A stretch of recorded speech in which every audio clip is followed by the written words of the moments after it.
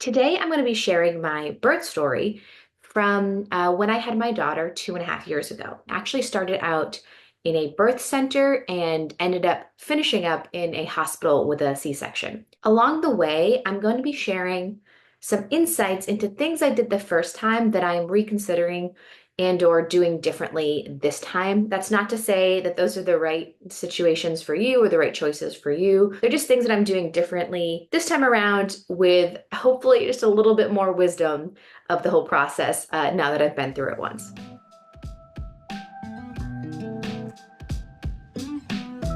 I originally didn't share my birth story because I didn't think it was one that was, I guess, aspirational or something that folks would want to hear about. But in preparing for my daughter that's coming in a few months, I have been watching a lot of birth stories and finding a lot of value in birth stories that range from, the worst case scenario all the way into the best case scenario. I'm definitely straight up in the middle of those two, but I think it could be of value.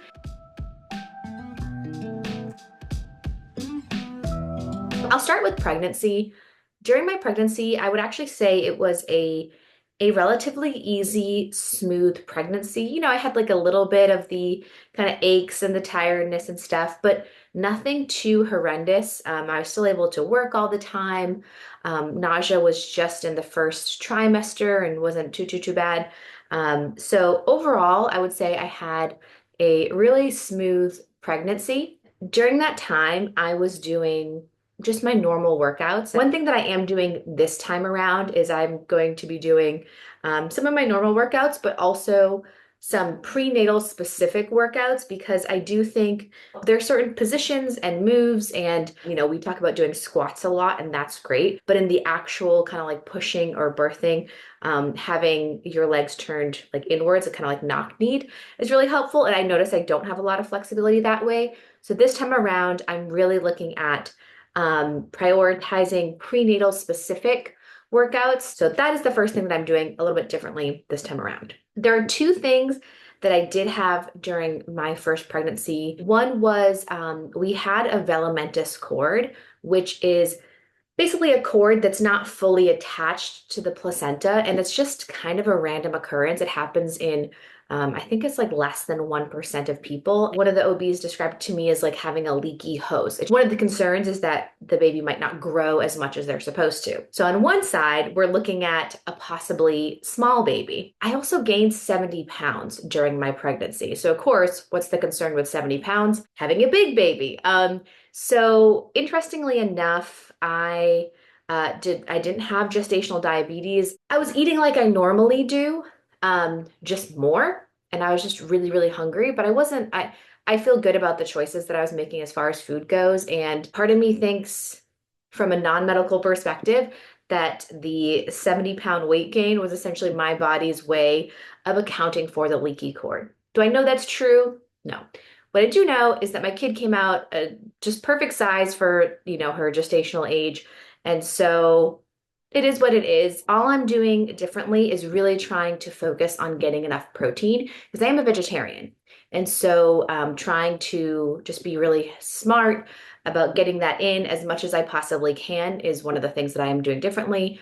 And the other big thing that I'm doing, which might seem counterintuitive to you, but I'm doing blind weigh-ins, meaning I go in and when I weigh in, I step on the scale backwards and I tell people, please don't tell me my weight. Make sure it's not on any forms that I see. And I'm working with a nutritionist who is also kind of a nutrition therapist type thing. That's what I'm doing differently. I have no idea how much weight I've gained, and I feel really good about that decision. It makes it a lot easier to just think about and focus on my body's needs and what feels right rather than, okay, this number is going up. Because the only thing I can control is the process and what I do. I can't always control the outcome of that. So I feel really good about that. We will see where that ends up. As far as kind of birth courses or preparing and things like that, I did two things. So through the birth center, we have something called a centering pregnancy, which is you are grouped with other people who are birthing during the month that you're due as well. and you get together once a month and you do different courses. That was one part of it, which I really, really enjoyed. The other part was I took a course, and it was like an online kind of self-paced course called Mama Natural, and my partner and I watched it together. In hindsight, I don't think it was the right course for me. I don't think in the moment I could have known that until I got into the birth room and into labor to know. The reason I think it was not the right birth course for me is because I think the Mama Natural course felt a little bit anti-medicine, and I'm not anti-medicine. I was just very pro midwife, pro like try other things before medicine, as opposed to it's the end of the world if you get an epidural. I don't think that even a little bit. It was just not the right course for me. The course I'm doing this time is called Built to Birth, and so far, I'm really loving it because number one, it has a workbook, which just helps me like more easily engage with the content. When you take notes, that also helps a lot. So far, I really love it. A lot of the things she says too, just like stick in my mind in a really positive way. That's I don't know, like it makes me feel like I can do it. I don't know. We'll find out when when the time comes. Built to Birth also has printouts of different birthing positions or coping techniques and things like that. So I think that'll be really helpful in the moment. I'm also not at the birth center this time. So because I'm going to be aiming for a VBAC, a vaginal birth after cesarean, you can do it at the birth center. You can do that. You can do a home birth if you want to. I just think that I will feel more comfortable at the hospital. I also know one of the challenges of the actual birth when I get into the story was the transfer between the birth center to the hospital. It took a while. It was not smooth.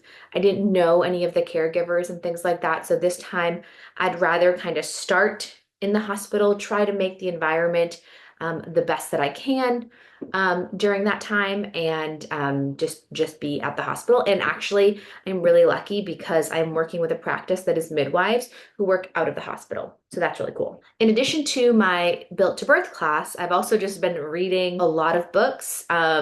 Probably too many, as per usual. I'm doing too much, but I'm aiming to kind of finish the learning, the mental part, and then at least by in the last trimester to really just focus on getting into my body, listening to my body, doing exercises, doing meditation and things like that. That I think birth is such like a mental game as well as a physical one. And so I want to kind of get out of that logical brain and into sort of more that like just primitive, intuitive, sensing brain before I go back into the birth center. Sorry, back into birthing. Something else I'm doing differently this time is my partner and I are both looking for ways to support him in the birth process. I think there are a lot of resources for the person who's actually doing the birth, but not necessarily for the one that is there supporting them.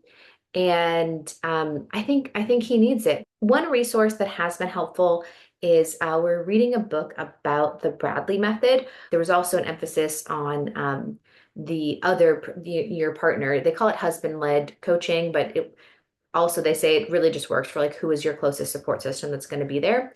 But I liked that because my husband could use those resources as well. The other thing I'm doing is I am giving hypnobirthing a try. The reason I'm saying I'm giving it a try is because I have not found any tracks that are like really resonating with me just yet. One of the reasons I'm really into this idea of getting into hypnobirthing is because I basically spent the first trimester of my pregnancy listening to back-to-back episodes of the Evidence-Based Birth podcast. And they had a few episodes about hypnobirthing. And one thing that really stood out to me was one of the cons that people reported about hypnobirthing is that if they were doing it at a hospital, when they got there, no one believed that they were in labor as far as they were because they were so calm. And I was like, I want that.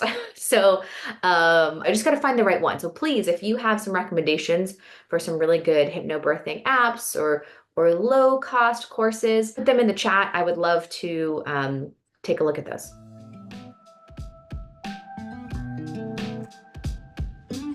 So let's get into the actual birth story. I was 36 and 3 days pregnant. They always tell you, it's not like you see in the movies where there's just like a bunch of water and you're like, "Oh, honey, my water broke." And then all the laboring starts. That was exactly what happened for me. It was very cinematic in that sense, a very large water breaking event, and was very much like, "Honey, my water broke." It was like from the movies. Um, and but here's the thing about that though. I was not really in labor. Like I hadn't had contractions. I know that morning I had said to my husband, I was like, like, I can't be pregnant. I don't think my body can be more pregnant right now. Now, what I know is actually the water breaking early on, it didn't necessarily set me up for success. For a few different reasons, but one of them is that your bag of waters, from what I understand, is almost like a cushion for between your baby and like your spine. And so it just makes the contractions a lot harder and they kind of ramp up faster. It's also a cushion for your baby, so they're like a little more comfortable through the laboring process. And when your water breaks, it releases, I don't remember what hormones it was, but basically a pain reducer type thing. But you don't need the pain reduction if you're not really that much in labor at that point. This time around, I did a little bit of research, listening to the Evidence-Based Birth podcast and looking at just research, peer-reviewed research, not just, like in Google, and found that there are a couple of things that might contribute to just a really strong water bag, and that is protein, vitamin C, calcium, zinc, and beta carotene was one of them. I don't know if that's going to have an effect. I hope my water doesn't break as early. I'm doing what I can nutritionally. Okay, so my water broke. I called the birth center and tell them this. Unfortunately, I was supposed to get my Group B strep test the next day. And if you don't know the Group B strep test, basically, Group B strep is just a bacteria that lives inside your vagina often. It's probably there right now. It's really not an issue for you, and you probably haven't had any problems with it. But if it gets to the baby, it can be really, really bad. The thing is Group B strep is very rare, but if you do get it, it can be really bad. I don't know the numbers, but you don't want your baby to get this. I didn't want my baby to get it. And so basically they were like the thing to do is actually to get antibiotics, which I don't like antibiotics. I find they always just like mess with me. Again, I'm not anti-medicine. I just try to avoid antibiotics as much as I can. But in this moment, I felt like it was the right decision to do. That meant instead of doing the thing that you're supposed to do when you start going into labor and early labor, I actually had to go into the birth center every, I think it was like 6 or 8 hours to get the antibiotics, and it was actually through a drip. We go to the birth center, I get the IV, and then we come back home to do more laboring. I was like one centimeter or something like that. It actually really sucked because I had to have, I don't know what this thing is called, but they just like leave it in there, like a little thing for the IV. And it was like actually it was just really uncomfortable. So already it's hard to sleep through contractions. But this like added thing was no fun. And then again, I couldn't really get into good kind of contraction space or enjoying just being at home while I could because I had to keep going into the birth center. The drive to the birth center was the absolute worst. It's about maybe 20 minutes or so. It's not too bad, but every bump I felt like would cause a contraction. And so if you're like in the middle of a contraction and then you hit another bump and it just, oh, that was just the absolute worst. So that wasn't fun. Another thing that was tough is when it came time where they were trying to get me set up in a birth suite, there were 3 birth suites at the birthing center, and there are 4 people in labor. So this midwife is stressed, and I can understand that. But she was like really short and a little bit, I would say, just like rude to us. And I remember when I was just like a little bit dilated, again, like 1 or 2 centimeters at the beginning, and she did like to me it was like a very rough vaginal exam, and I just like made a sound, right? Especially you might not know this, but when you're not very dilated, your cervix is higher up and further back. So like to find it, they have to like go in deeper. And so I was just like kind of surprised. Like it was like, whoa.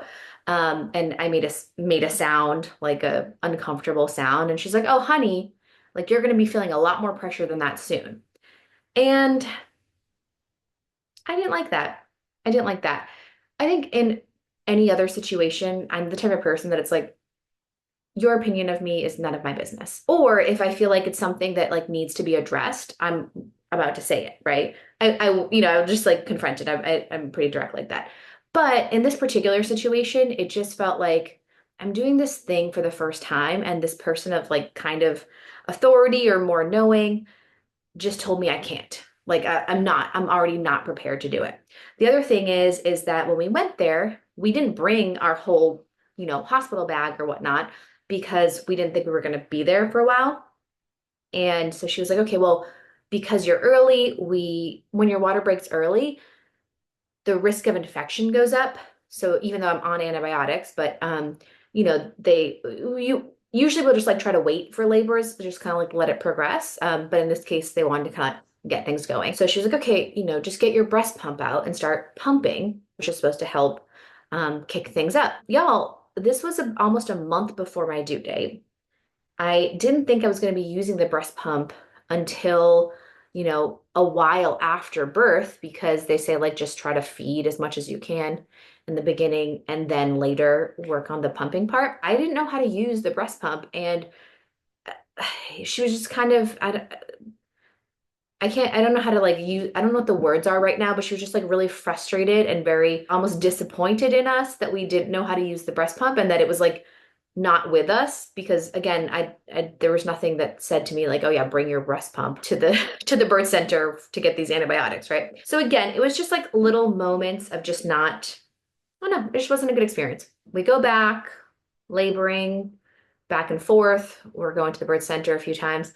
And then I'm having, the contractions they're heating up, And I remember in the centering pregnancy, everyone's like, well, when do you call the doula? When do you know to go in?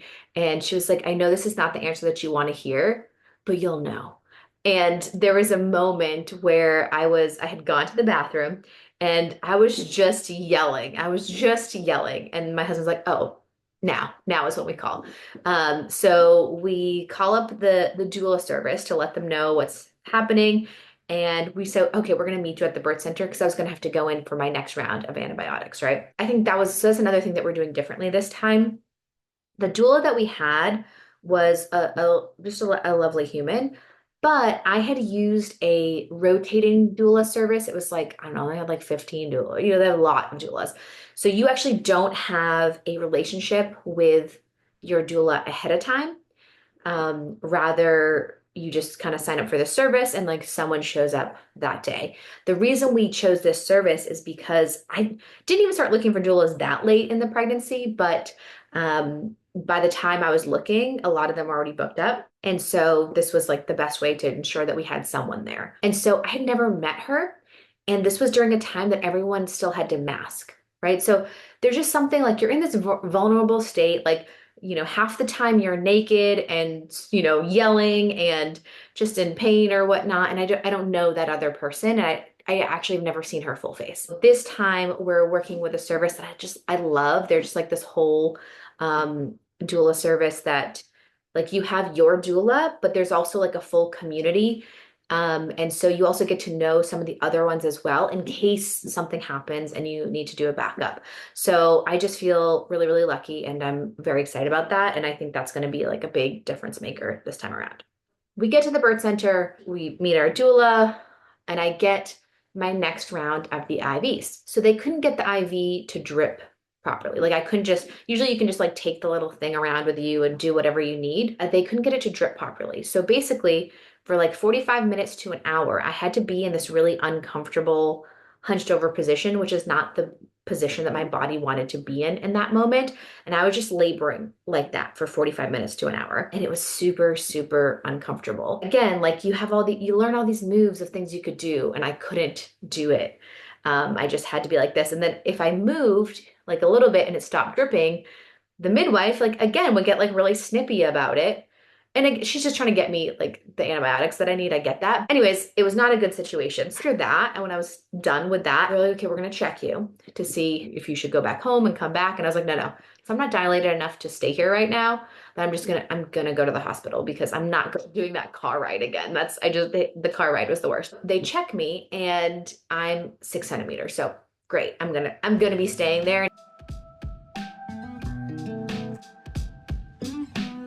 Instantly, I was like, tub. I want to get in the tub. Oh, that tub was so glorious. I loved the tub. Um, it was just, that's where I felt like I could, handle the contractions the best. One thing I am worried about this time around is that I'll be at a hospital where they don't have birthing tubs, but there is a shower. So I hope to utilize that one. I put on my music and that was helpful. One thing I'm doing differently this time is actually, I'm either just gonna like make sure I have some headphones in my bag or like a good speaker because all I had at that moment was my just the phone and like the speaker on the phone. So it wasn't like enough to kind of like immerse me in it, if that makes sense. The midwife that was there was not, I don't know, impressed with how I was coping, I guess. I am a very talkative, vocal person, as you can tell. And I was just very vocal through my contractions. And I don't think that's a bad thing. But I remember her coming in and saying either to my husband or my doula, I forgot which one, but it was like, she's not coping well. And I don't think I wasn't not coping well. I think I was going through transition because I was, and it doesn't look like, I don't know, what some of the other people are coping with. And if you're going to make that assessment, like maybe don't do it in the room that I'm in. Maybe that. Anyways, very, so she offered nitrous oxide, which is like more commonly known as laughing gas. So I was like, well, let's give it a try.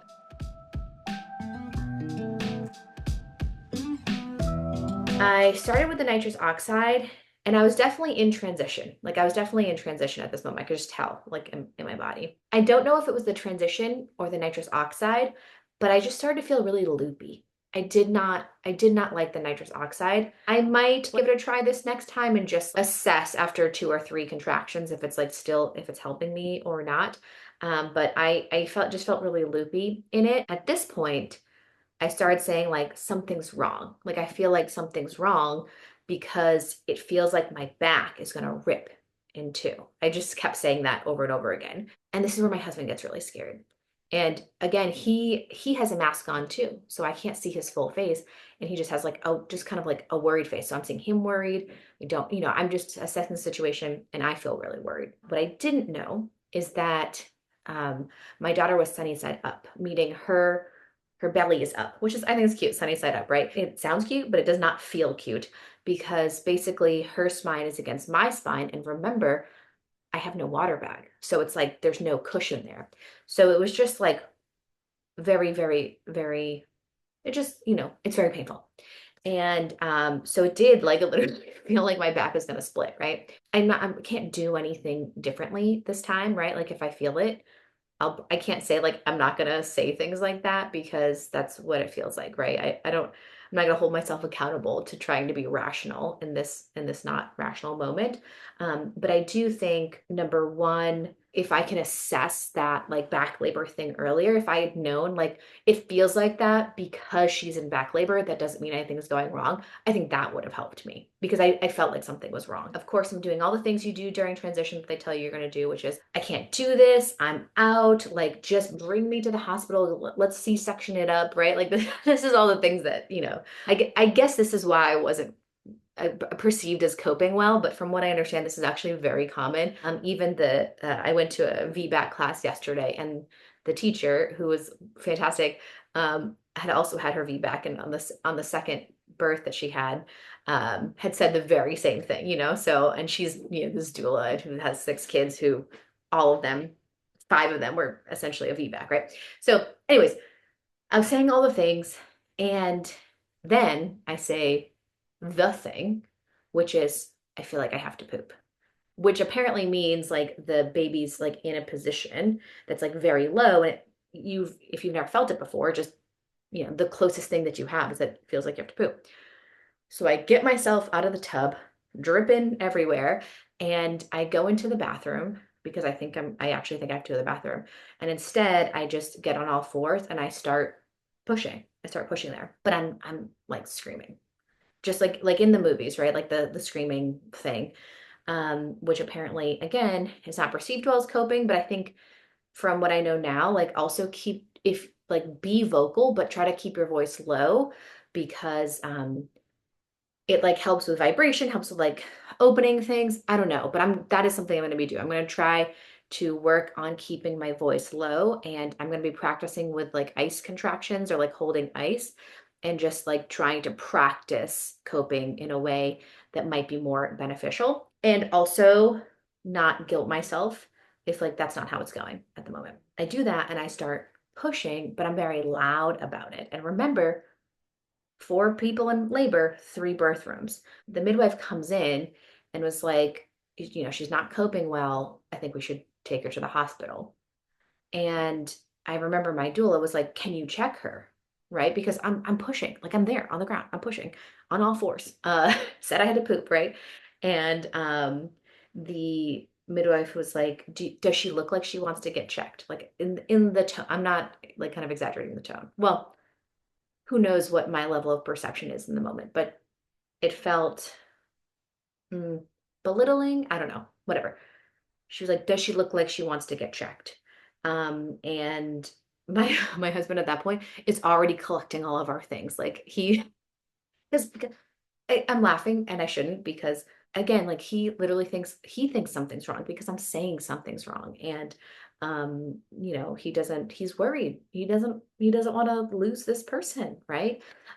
So we used our I had a word that was like, if I say this word, it means like, I'm like saying I want an epidural, I'm saying I want C-section the whole time, but if I say the word was pumpernickel, pumpernickel means like, yes, let's do it. He checked for the word and then we went. I was there, I was pushing. I I don't know. I don't know what if it could have been better or would have been better if I like how much longer did I have at that point?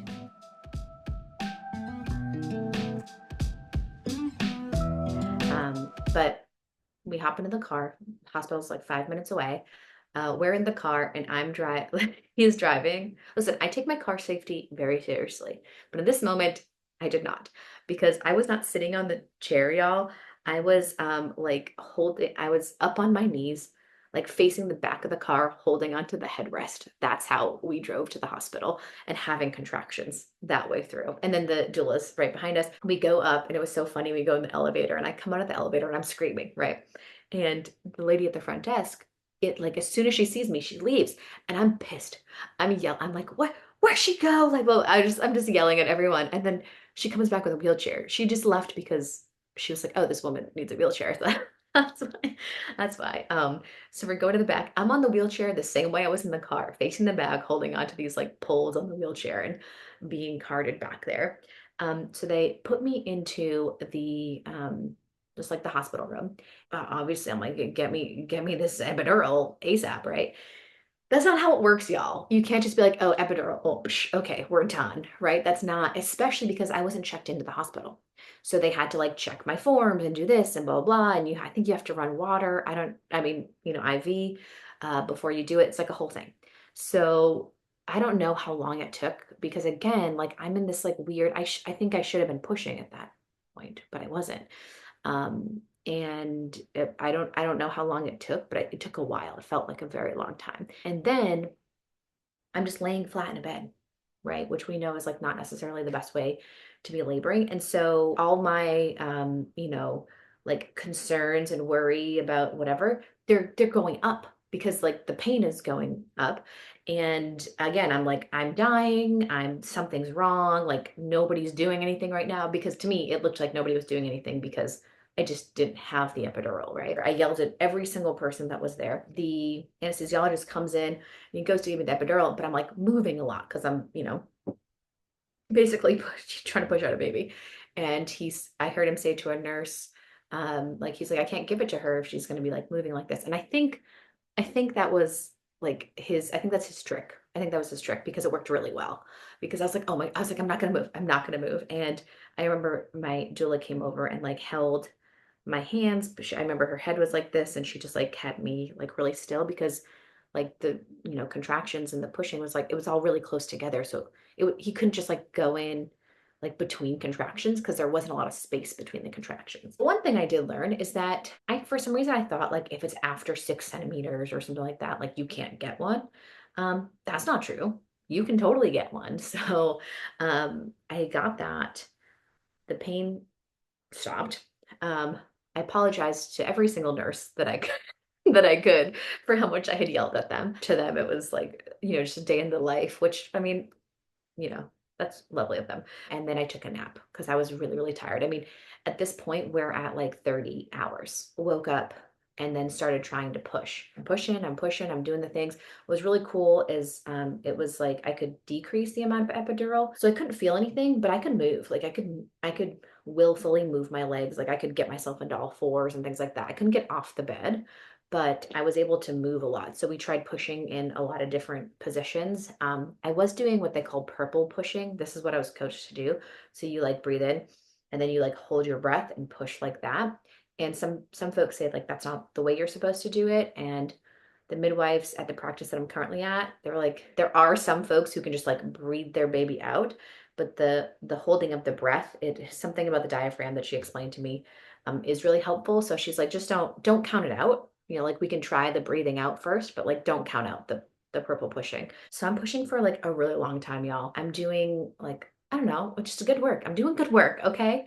And but she's not coming out. I didn't know this until a couple weeks ago that like her head was like out. Like my husband could like see her head. For some reason I didn't know I had made that much progress. I kind of wish I wish I knew that. So what it was is that she's sunny side up. My current doula was explaining that sometimes that is like the parts of the head, the baby's head that's supposed to kind of like help work its way through the birth canal is it doesn't work like sunny side up. So she just like wasn't making her way through because it had been 37 hours at this point since my water had broken.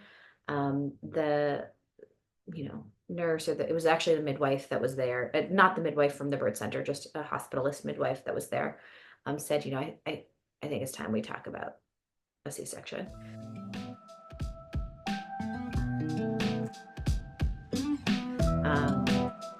And I don't know, like I was so tired and I had pushed for so long and this baby was not coming out. And so I just said, like, can we have a minute? So I just talked to my husband.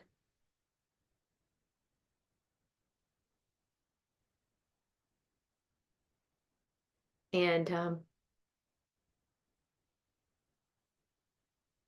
the whole reason I had gone to the birth center was I wanted to have like a non-hospital experience, but I really just wanted to avoid a C-section. I was born by C-section and I know that it's just like a harder recovery.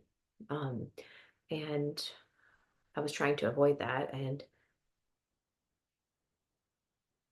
in that moment, I felt like I had failed.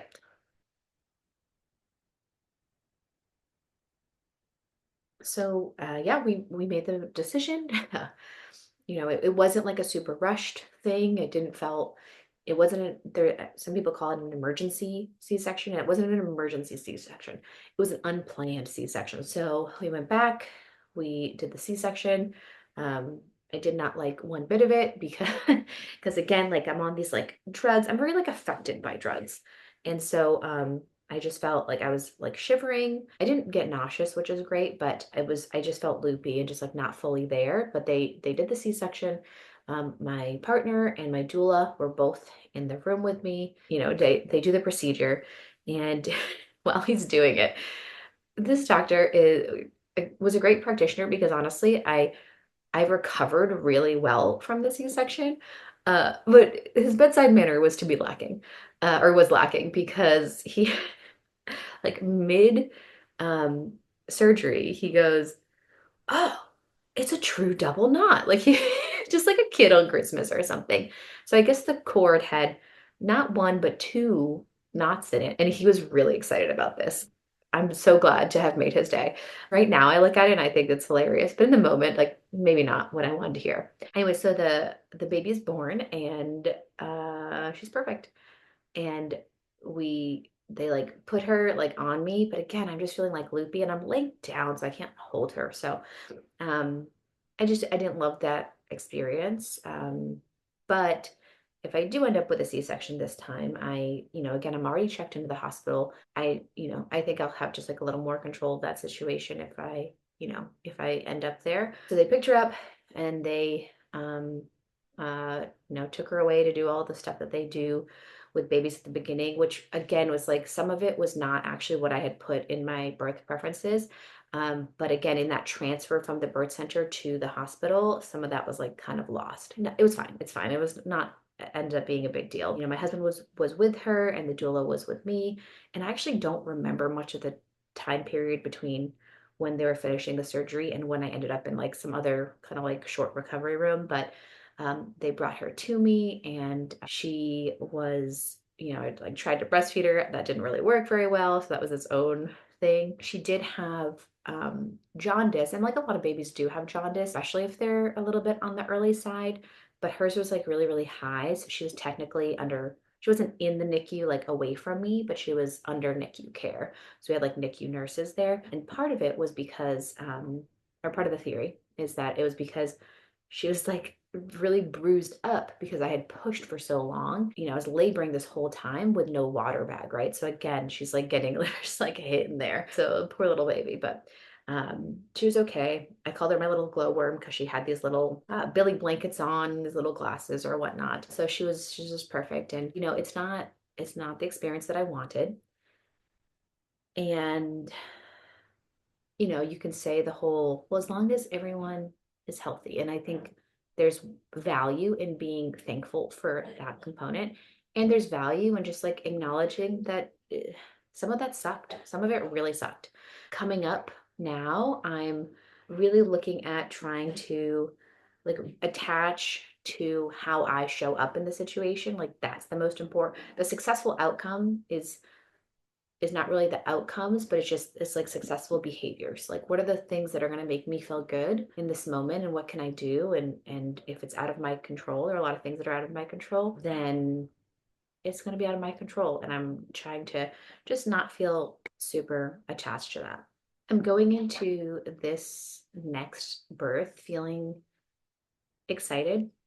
I know that sounds strange, given like again, it wasn't like the best story, but I am feeling really excited about it. I feel just now that I am a mother, I just feel like a stronger, more lion version of myself. No matter what the outcome is, whether it's a beautiful vaginal unmedicated birth or another cesarean, I'm going to feel proud of how I showed up during my pregnancy and during the birth. I'll share how it went after I do the thing. So subscribe so you don't miss out on that video. If there's anything specific that I mentioned that you want to know more about, let me know in the comments below and I will attempt to make a video about that. Thank you all.